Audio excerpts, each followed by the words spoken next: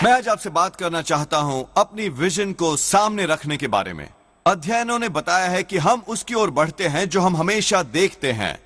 आपको अपने सामने कुछ रखने की जरूरत है, चाहे ये सांकेतिक ही क्यों ना हो। ये आपको उसकी याद दिलाता है जो प्रतिज्ञा परमेश्वर ने आपसे की है। यदि आप कुंवारे हैं और विवाह करने की इच्छा है तो एक खाली फोटो एल्बम रखिए अपने घर पर, अपनी मेज पर। यहीं आप शादी की तस्वीरें लगाने वाले हैं। जब आप इसे देखते हैं आप इसकी ओर बढ़ते हैं। मेरे एक दोस्त का सपना है दुनिया भर में यात्रा करने का और प्रभु सेवा करने का। वो एक छोटे से शहर से आता है और उसके कोई संपर्क नहीं थे, कोई न्योता नहीं, पर वो गया और वो अपने लिए एक सूटकेस खरीद लाया और उसे अपनी अलमारी में रख दिया। हर बार जब वो उसे देखता है वो परमेश्वर का धन्यवाद करता है कि वो नए दरवाजे खोलने वाला है। क्या हो रहा है? उसका विश्वास बढ़ रहा है, उसकी विजन बड़ी होती जा रही है, वो इसकी ओर बढ़ रहा है। अब आप में से कुछ परमेश्वर का सर्वोत्तम नहीं देख रहे, इसलिए नहीं कि आप में विश्वास नहीं, वो हुनर नहीं, वो पक्का इरादा नहीं, पर इसलिए क्योंकि आप सही विजन अपने सामने नहीं रखे हुए। यदि आप अपनी विजन नहीं देख सकते, आप इसकी ओर बढ़ नहीं रहे। अपने घर सब जगह आपको तस्वीरें लगा देनी चाहिए जो आपको प्रेरणा दे, शास्त्र वचन के वचन जो आपको प्रोत्साहित करें, यादें जो आपके विश्वास को मजबूत करें। शायद ये कोई चाबी हो आपके की रिंग में उस घर के लिए जो आप खरीदने वाले हैं। कोई आपसे पूछता है ये एक्स्ट्रा चाबी किसके लिए है? ये उस घर के लिए जो आने वाला है। अब जिसके लिए भी विश्वास किए हैं, अब जिसके लिए सपना देख रहे हैं, अपने आगे कुछ रखिए जो उसकी याद दिलाता रहे जो प्रतिज्ञा परमेश्वर ने आपसे की है। हम ये सिद्धांत शास्त्र वचन में देखते हैं। जब जेरुब्बाबेल दोबारा मंदिर बनवाना चाहता था, वो गया और उसने उसकी नींव डाल दी, पर लोग उसके खिलाफ हो गए और उसे इसे बंद करना पड़ा। 10 साल तक कोई काम न हो सका। ज़करयाह एक भविष्यवक्ता वहां आया, उससे कुछ दिलचस्प करने को कहा। उसने कहा जाओ जाकर सिरे का पत्थर लाओ। सिरे का पत्थर वो पत्थर होता था जो बचा कर रखा जाता था इमारत में अंतिम पत्थर के रूप में। ये सिंबॉलिक था, ये दर्शाता था फिनिश्ड प्रोडक्ट। ये क्यों महत्वपूर्ण था कि वो सिरे के पत्थर को अपने सामने रखे? क्योंकि हर बार जब वो इसकी ओर देखता उसे ये याद दिलाता था कि परमेश्वर ने जो शुरू किया वो इसे खत्म करेंगे। जब जेरुब्बाबेल का थकने और निराश होने की परीक्षा आई, वो जाता और उस हेडस्टोन को देखता।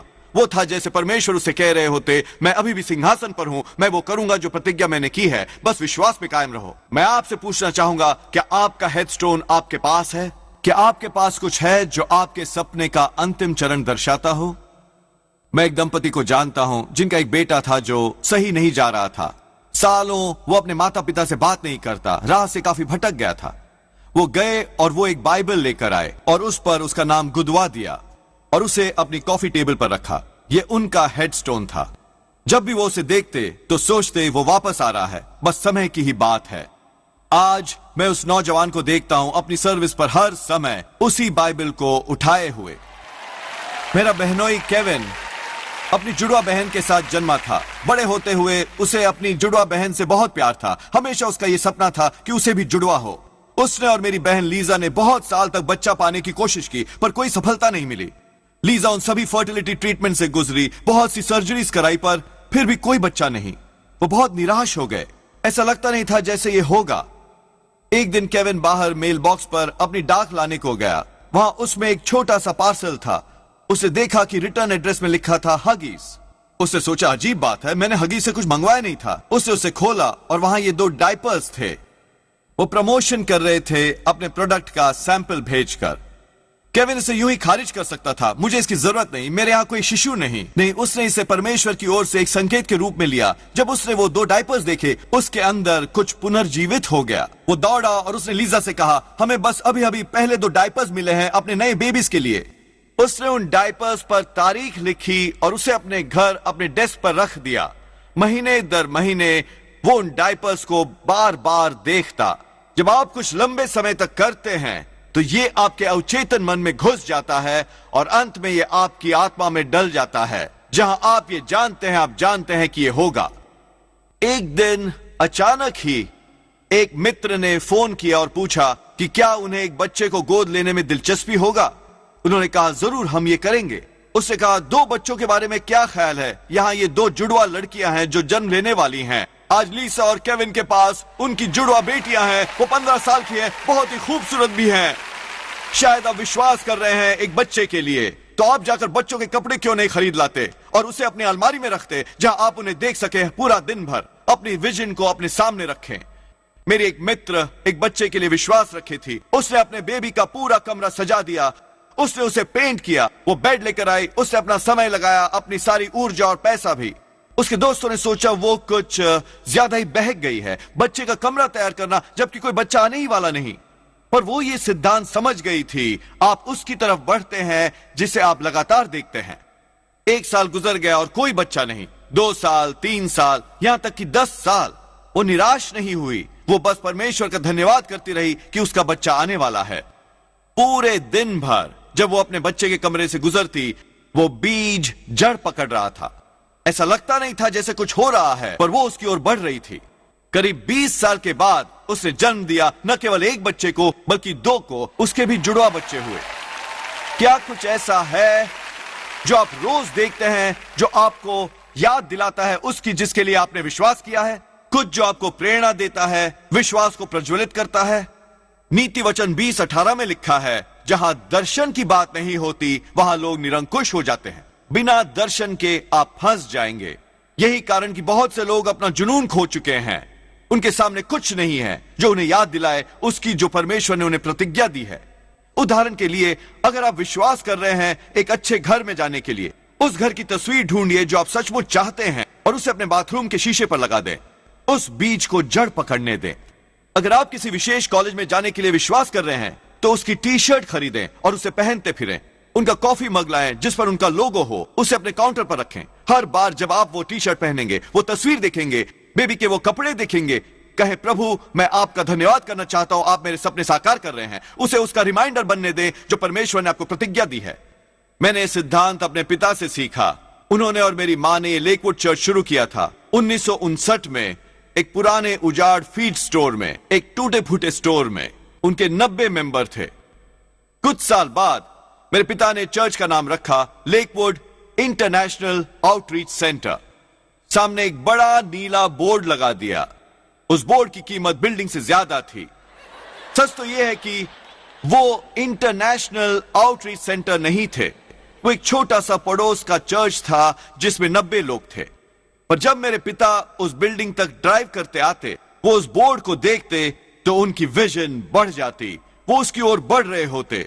हर बार जब वो 90 मेंबर बार बार वो बोर्ड देखते तो उनके अंदर कुछ जन्म ले रहा होता, वृद्धि का बीज जड़ पकड़ रहा होता। क्या आप जानते हैं आज लेकवुड क्या है? एक इंटरनेशनल आउटरीच सेंटर, दुनिया भर पर प्रभाव डालता हुआ। अपने बढ़ने के सालों में मेरे पिता हमेशा घर पर अपने डेस्क पर एक ग्लोब रखते। पुराने चर्च में दीवार पर एक बड़ा सा वर्ल्ड मैप था। डैडी के पीछे एक ग्लोब रहता जब वो बात कर रहे होते। पूरी दुनिया हमेशा उनके मन में थी। एक कॉन्फ्रेंस में लोग 150 अलग अलग देशों से आए। ये दुनिया भर के देश लग रहे थे। मैं क्या कह रहा हूं? आप अपने आगे क्या रखे हुए हैं, आप उसकी तरफ बढ़ रहे हैं।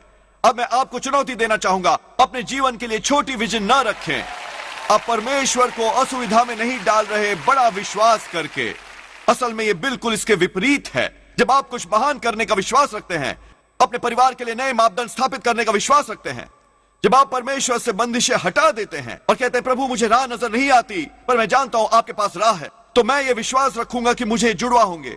मैं विश्वास रखूंगा कि मेरा बिजनेस, मेरी चैरिटी संसार पर प्रभाव डालेगी। मैं विश्वास रखूंगा पूरी तरह स्वस्थ और संपूर्ण होने में। जब आप इस तरह बड़ा विश्वास रखते हैं, आप परमेश्वर को प्रसन्न करते हैं। मेरे पिता वो बोर्ड लगा सकते थे, लेकवुड कम्युनिटी चर्च। उसमें कोई खराबी नहीं, पर परमेश्वर ने कुछ बड़ा उनके हृदय में डाला था। वो परिस्थितियों को देखकर सोच सकते थे, हम बस 90 लोग हैं, हमारी ये पुरानी जर्जर इमारत है, हमारी कोई इन्फ्लुएंस नहीं, पैसा नहीं, कोई कनेक्शंस नहीं, हम कभी कुछ बड़ा नहीं कर पाएंगे।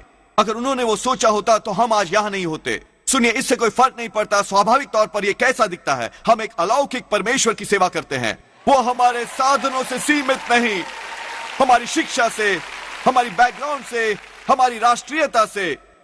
यदि आप एक बड़ी विजन अपने सामने रखेंगे, परमेश्वर न केवल वो करेंगे जिसका सपना आप देख रहे हैं, पर वो उसे बड़ा कर देंगे। वो उससे ज्यादा करेंगे जो आप मांगते हैं या कहते हैं। मेरे पिता के प्रभु के पास चले जाने के बाद मैं आगे आया चर्च की पासबानी करने को। मुझ में एक किताब लिखने की इच्छा थी। मेरे पिता ने बहुत सी किताबें लिखी थी, वो सब स्पेनिश में ट्रांसलेट हुई थी। मेरे पास मेरे पिता की सबसे लोकप्रिय किताब की कॉपी थी, इंग्लिश में और स्पेनिश में, हमारे घर के बुक शेल्फ पर। मैंने उसे अपने सामने रखा, ये जानते हुए कि किसी दिन सही समय पर मैं एक किताब लिखूंगा। मेरा सपना था कि वो किताब भी स्पेनिश में ट्रांसलेट की जाएगी। ये सचमुच अपने विश्वास को कुछ ज्यादा ही खींचना था, क्योंकि मैंने सोचा नहीं था कि मैं यहां ऊपर आऊंगा और प्रभु सेवा करूंगा, और खासकर कभी यह नहीं सोचा था कि मैं एक किताब लिखूंगा जो किसी और भाषा में ट्रांसलेट की जाएगी। 1 साल गुजर गया और मेरी कोई किताब छपी नहीं थी।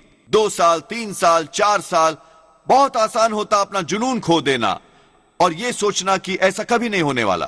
पर मैंने अपने पिता की किताब स्ट्रेटेजिकली एक बुक शेल्फ पर रखी थी, बिल्कुल अपनी अलमारी के बाहर। घर में दूसरी जगहों पर जाने के लिए मुझे इसके पास से गुजरना पड़ता। मैंने वो किताब देखी थी, इसमें कोई शक नहीं कि हजारों बार, शायद चेतन मन से नहीं पर अवचेतन मन से मैं उसकी ओर बढ़ रहा था। 2004 मैंने अपनी पहली किताब लिखी, उसे नाम दिया योर बेस्ट लाइफ नाउ। जब प्रकाशक ने पांडुलिपि पढ़ी, उसने वापस फोन किया और कहा, हमने फैसला किया है कि हम इसे स्पेनिश में भी पब्लिश करें। इंग्लिश में पब्लिश करने के साथ ही आमतौर पर वो कुछ देर इंतजार करते हैं, ये देखने की कोई उस किताब को पसंद करता है। पर हमारे परमेश्वर ऐसे ही हैं। आपके जीवन के लिए उनका सपना आपके सपने से कहीं ज्यादा बड़ा है। यदि आप विश्वास में कायम रहें, परमेश्वर उसे आकार में कहीं ज्यादा बढ़ाने वाले हैं। मेरी विजन थी कि मेरी किताब कम से कम स्पेनिश में तो ट्रांसलेट हो। पर क्या आप जानते हैं, ये न केवल स्पेनिश में बल्कि जर्मन, फ्रेंच, रशियन, स्वाहिली और तकरीबन 50 दूसरी भाषाओं में ट्रांसलेट हो चुकी है।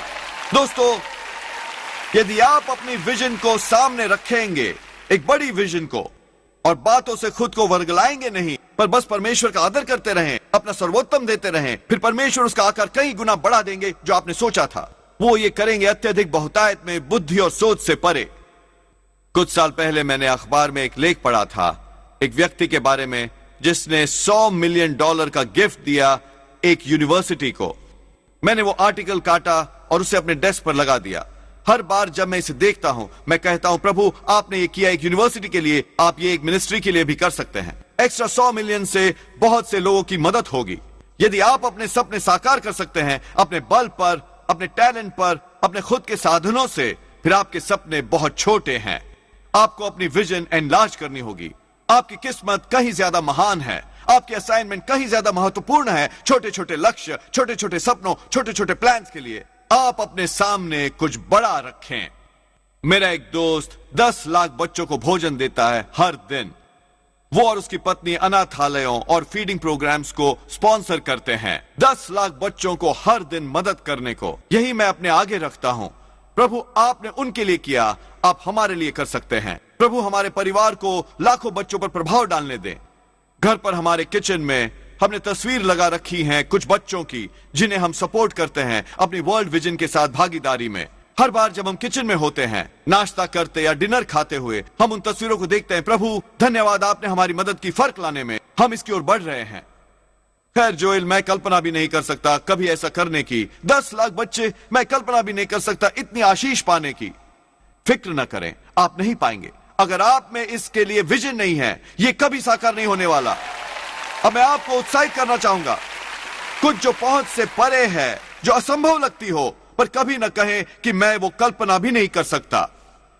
आप किसी को देखते हैं जो सचमुच फिट है, सचमुच एनर्जेटिक है, आप कुछ वजन घटाने की कोशिश कर रहे हैं, मैं कल्पना भी नहीं कर सकता उसकी तरह दिखने की। एक अच्छे पड़ोस से गाड़ी चलाकर जाएं, एक खूबसूरत घर है, मैं कल्पना भी नहीं कर सकता इस तरह के घर में रहने की। मैं कल्पना भी नहीं कर सकता अपने खुद के घर का मालिक होने की, एक किताब प्रकाशित करने की। सुनिए, आप अपनी कल्पना से सीमित हुए जा रहे हैं। आपको उसे बदलना होगा जो आप देख रहे हैं। शत्रु को अपने मन में तस्वीर पेंट न करने दें।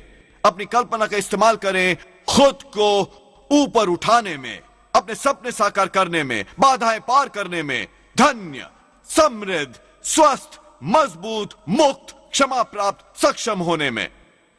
मैं घमंड से नहीं कह रहा, पर मैं कल्पना कर सकता हूं मेरी किताब हर भाषा में अनुवादित हो।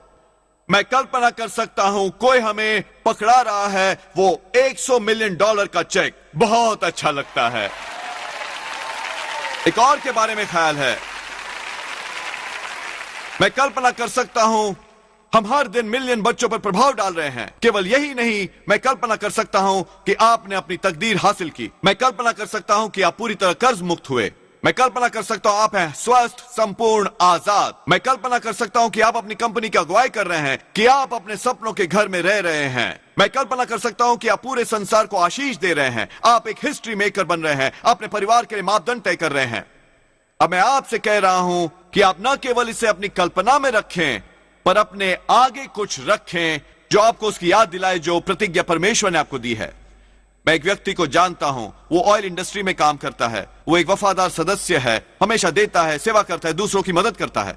उसने अपनी कंपनी शुरू की बस केवल वो और एक असिस्टेंट के साथ। ये बढ़ती और बढ़ती जा रही है। वो ऑयल के लिए ड्रिल करने में स्पेशलाइज करते हैं। वो उन्हें क्रू उपलब्ध कराता है और इक्विपमेंट। वो अपना सारा समय बिता रहा था अलग अलग लोकेशन पर जाने और क्रू और लोकेशन की जांच करने में। एक दिन उसने अपने एक कंपेटिटर को देखा जो अपनी खुद की कंपनी के प्लेन में फ्लाई कर रहा था। वो भी वही कर रहे थे जो वो करता था, पर पलक झपकते ही परमेश्वर ने एक सपना उसके हृदय में डाला कि एक दिन वो अपनी खुद की कंपनी का प्लेन रखेगा। आपको यह समझना होगा कि उसके लिए यह एक असंभव सी बात थी। वो ऐसे परिवार में पला बढ़ा था जो एक वेतन से दूसरे वेतन तक जीते थे, बस गुजारा करते हुए। वो पहले ही उस सांचे से बाहर आ चुका था। पर जब उसने अपने परिवार को यह बताया, अपने रिश्तेदारों को, कि वो विश्वास रखे है कि उसका खुद का कंपनी प्लेन होगा, उन्होंने सोचा उसका दिमाग खराब हो गया है। वो इसकी कल्पना भी न कर सके, पर वो कर सकता था। कई बार आपका परिवार आपका सबसे बड़ा चीयर लीडर नहीं होगा। वो शायद आपको प्रोत्साहित न करें। आपको वो सुनना होगा जो परमेश्वर आपको बता रहे हैं, न कि वो जो लोग आपको बताते हैं। लोग शायद आपको बातों से फुसला लें, उससे हटा लें जो परमेश्वर ने आपके हृदय में डाला है। वो बाहर गया और प्लेन का एक छोटा सा मॉडल ले आया जो वो खरीदने वाला था, बस एक $20 का रेप्लिका, और उसे अपने डेस्क पर रख दिया। लोग कहते, ये प्लेन तुम्हारे डेस्क पर क्या कर रहा है? वो कहता, ये वो प्लेन है जो मैं उड़ाने वाला हूं, अपने बिजनेस को चेक करते हुए। साल दर साल उसने उस विजन को अपने सामने रखा। एक दिन वो कंपेटिटर जिसे उसने उड़ते हुए देखा था, एक बुजुर्ग सज्जन बिना किसी प्रयोजन के उसके ऑफिस में आ गया।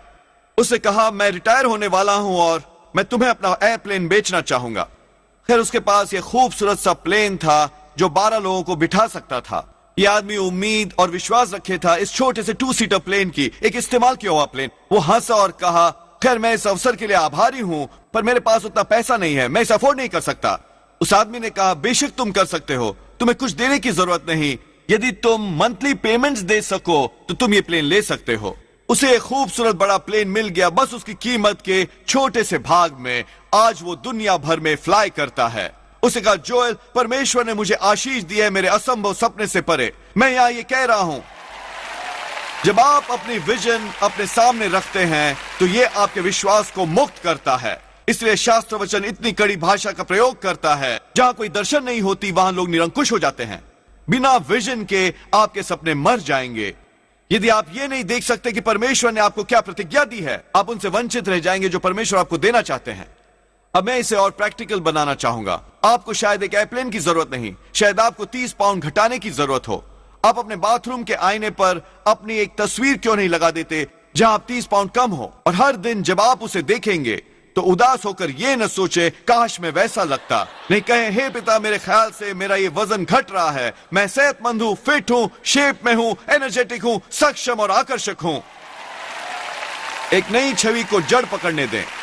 जब मेरे पिता की ओपन हार्ट सर्जरी होने ही वाली थी, वो हॉस्पिटल रूम में थे, ठीक उससे पहले कि जब वो उन्हें अंदर ले जाने वाले थे। उन्होंने मुझसे कहा कि क्या मैं घर जाकर उनकी टेनिस शूज और उनका जॉगिंग सूट ला सकता हूं। मैंने सोचा कि यह बहुत अजीब बात है। उनकी एक मेजर हार्ट सर्जरी होने वाली थी और वो जल्दी अब दौड़ने वाले नहीं थे बाहर आकर। उन्हें इसमें हफ्तों लग जाते, अगर महीने नहीं, रिकवर करने के लिए। पर मेरे पिता ये सिद्धांत समझते थे।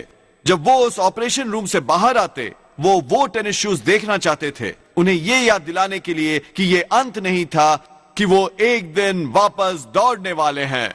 उन्होंने उसे अपने सामने रखा उस पूरे समय जब वो रिकवर हो रहे थे। डैडी 12 साल और जिए उसके बाद, पूरी दुनिया में यात्रा करते हुए। आप शायद इस समय स्वस्थ न हो, पर आपको अपने सामने कुछ रखना होगा जो कहे, तुम स्वस्थ हो जाओगे। अपने घर में अपनी वो तस्वीर लगा दो उस समय की जब तुम स्वस्थ थे। शास्त्र वचन के वचन लगा दो जो आपका उत्साह बढ़ाए।